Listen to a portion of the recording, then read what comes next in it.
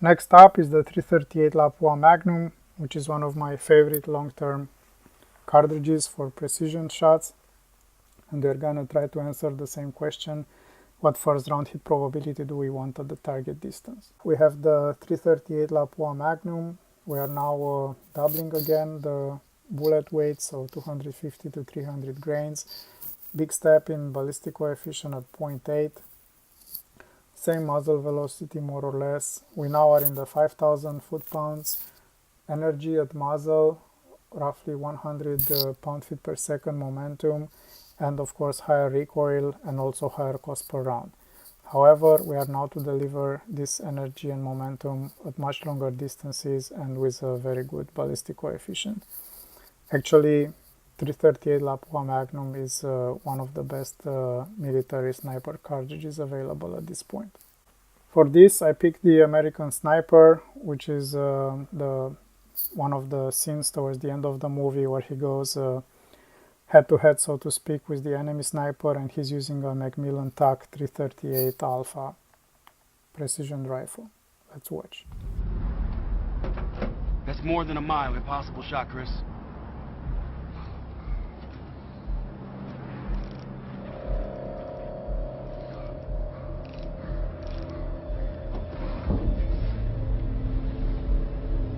It's him. This is Test Unit Bruiser. Got eyes on target. Initiate QRF, over. Copy that, ET on quick reaction forces 20 minutes out.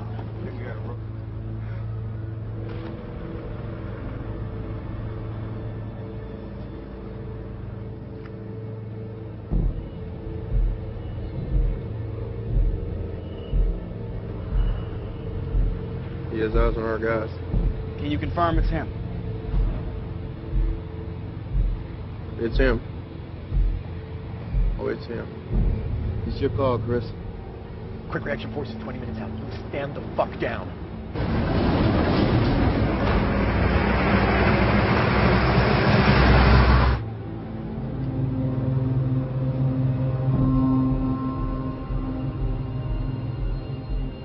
If you got it, take it, man.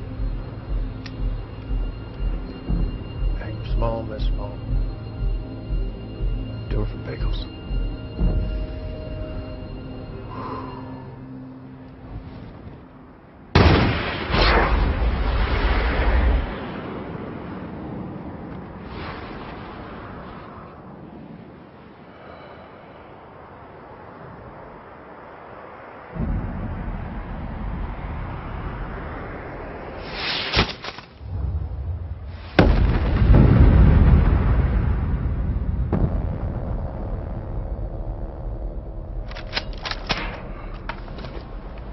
You just fucked us, legend.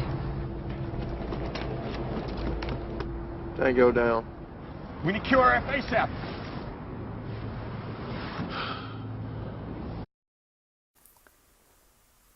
That was a great shot, and this is actually based on real-life story.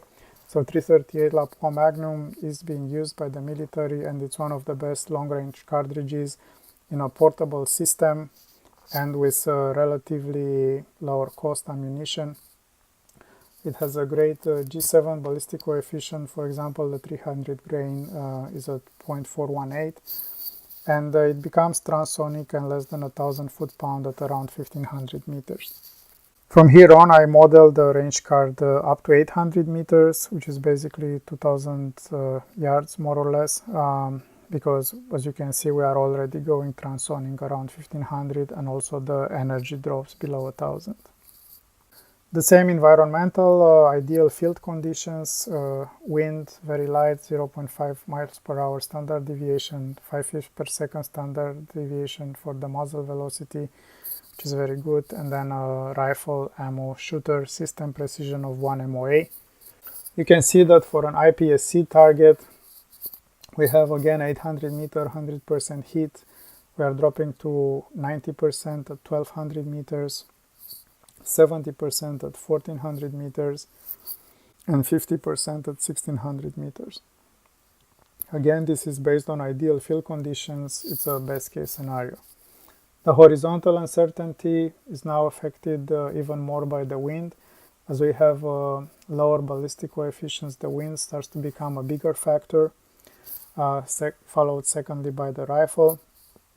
And for the vertical uncertainty, we are looking at the muzzle velocity as the first reason to miss, followed by the rifle precision. I'd like to point out that the range, it's extremely precise. I have a 1 meter standard deviation, so it assumes basically laser ranging all these targets and knowing exactly how far it is. You can see the shot simulation where we have roughly 50% hit on an IPSC target at 1600 meters. Modeling the different circle diameters based on the range to target and looking at the probability of hit, you can see on the 36-inch target we are just shy of 90% at 1 mile.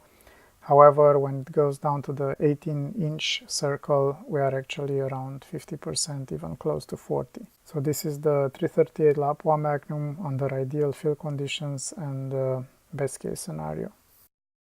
Also, it's important to understand how sensitive our probability of hit is to the different variables, and I encourage you to read Brian Litz's books, and I'm using the Applied Ballistics Analytics software to come up with all these numbers. And you can see an excerpt from one of his books. This is the 338 Lapua Magnum. You see the range in yards, and then how the different hit probabilities for an IPSC target or a 10-inch circle are being affected with 1 mile per hour wind and with a precision of plus minus 5 yards versus plus minus 50 yards. So for example, if we look at 600 yards, we move on the 10-inch circle from 100% to 46%. So just by having a variability of 50 yards plus minus cuts our probability of hit in half, even at 600 yards. If you look further, you can see now with the plus minus 5 miles per hour wind, definitely we are on a 10-inch target. What was 100%, now it's 76%. So if we misjudge the wind, definitely this will put us off target. I put side by side for comparison the 338 Lapua Magnum and the 408 Shytech, understanding that the 408 Shytech is a slightly superior cartridge. However, you can see that the differences are not that great. Yes, 408 has slightly better numbers, but in the end, when you put it all together, when you factor in the cost of the equipment, the cost of the ammo, I favor at this point the 338 Lapua Magnum over the 408 Shytech, understanding that 408 Shytech has its place and it's being well liked and regarded by many professional outfits. So I'm not trying to discount their capabilities. I'm just saying that you can get close results with the 338.